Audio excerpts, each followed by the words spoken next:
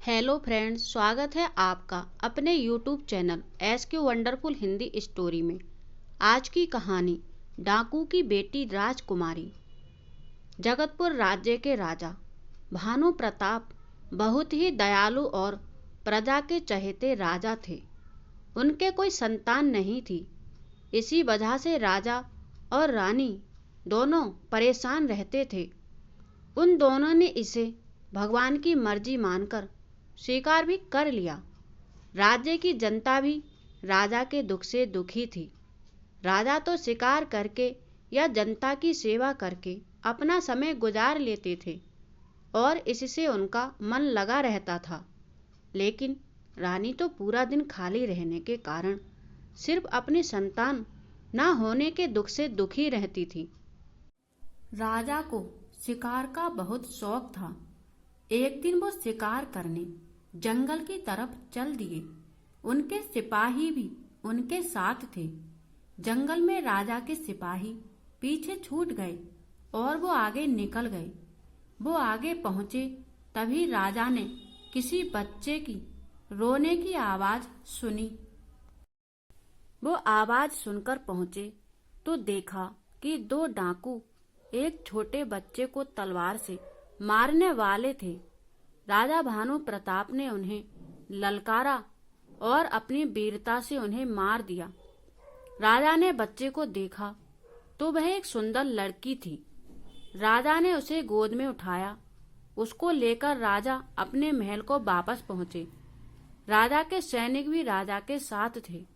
महल में पहुंचकर राजा ने लड़की को अपनी रानी को दिया और उन्हें सारी बात बताई।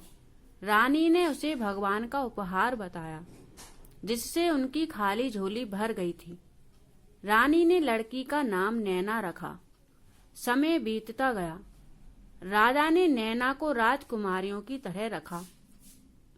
उसे कभी भी यह एहसास नहीं होने दिया कि वह उनकी लड़की नहीं है। समय के साथ नैना शिक्षा में ही नहीं बल्कि अस्त्र शस्त्र चलाने में भी निपुण हो गई थी। अब नैना जवान हो गई थी और राजा भानु प्रताप के साथ राजपाट चलाने में उनकी पूरी मदद करती थी। वह भी राजा भानु प्रताप की तरह राज्य की प्रजा की चहेती थी। वह प्रजा के हर दुख को अपना दुख और उनकी खुशी को अपनी खुशी समझती थी। राज्य में चारों तरफ खुशहाली थी, लेकिन ये खुशहाली ज्यादा दिन नहीं चली। कुछ समय से जगतपुर राज्य में भीमा डाकू का आतंक छा गया। वह डाकू बहुत चालाक था। हमेशा वह लूट और कत्ल को अंजाम देता और गायब हो जाता था। आज तक उसकी असली शक्ल किसी ने नहीं देखी थी। वो भेष बदलने में माहिर था। इसी कारण वो किस भेष में आएगा किसी को पता नहीं चलता था। राज्य की सेना और यहाँ तक कि सेनापति और राजा भी उसको पकड़ नहीं पाए।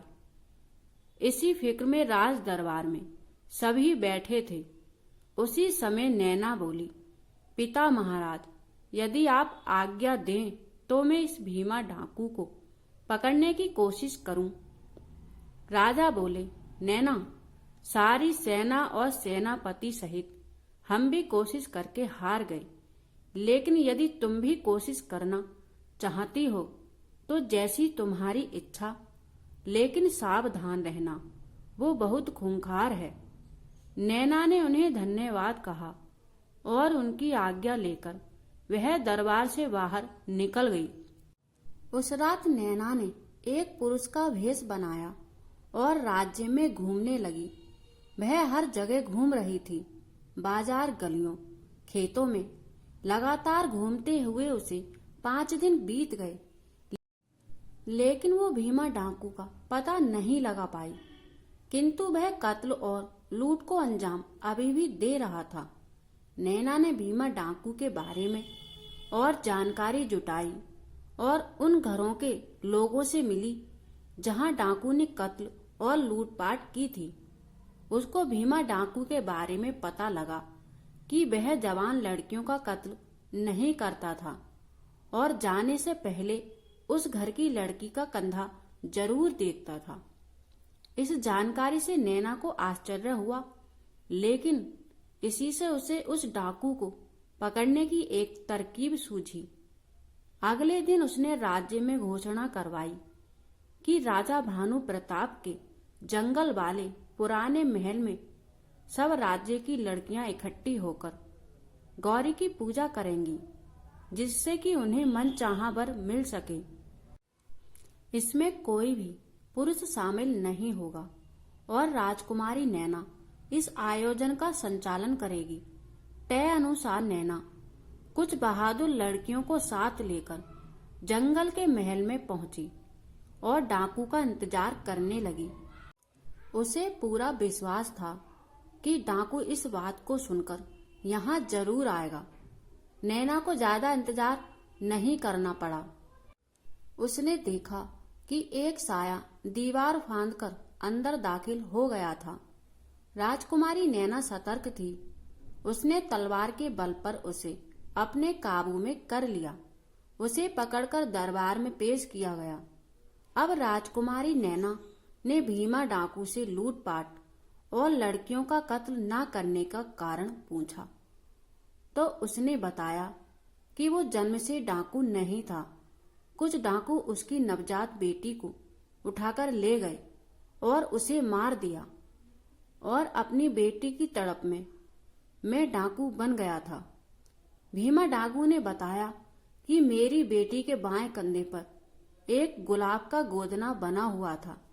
मैं हर लड़की का कंधा इसलिए देखता था कि शायद मेरी बच्ची अभी जिंदा हो। अब चौंकने की बारी राजा भानु प्रताप की थी। उसने पूछा, भीमा डाकू, क्या तुम्हारी बेटी 18 साल पहले मारी गई थी? भीमा डाकू ने आश्चर्य से उनसे हाँ में जवाब दिया। राजा बोला, भीमा, तुम्हारी बेटी जिंदा है और जिसने तुम्हें पकड़ा है वह राजकुमारी नैना ही तुम्हारी बेटी है। राजा ने उसे सारी बात बताई कि किस तरह उसने उस छोटी लड़की को बचाया था। अब भीमा डाकू के चेहरे पर अच्छे भाव थे। उधर राजकुमारी नैना आश्चर्यचकित थी कि पिता महाराज ने उसे आज तक इस बात का एहसास नहीं होने दिया था कि वो उनकी बेटी नहीं है। नैना भागकर राजा के गले लग गई और राजकुमारी नैना ने कहा, पिताश्री, हम कहीं जाने वाले नहीं। हाँ बेटी, तुम कहीं नहीं जाओगी। तुम हमारी लाडली राजकुमारी हो। राजा भानु प्रताप ने कहा, भीमा, हम नैना को तो तुम्हें नहीं देंगे और आज से तुम ये गलत काम छोड़ दो और अपने किए का पश्चाताप करो।